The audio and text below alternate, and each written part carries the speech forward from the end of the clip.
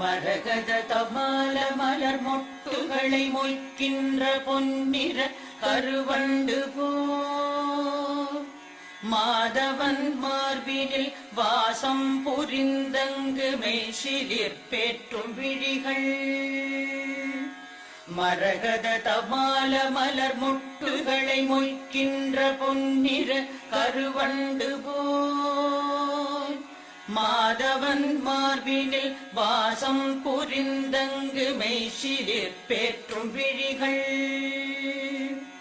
பரவும் பல்வடிவத்தின் செல்வ வளமாகிடும் திருமகளின் அழகு விழிகள்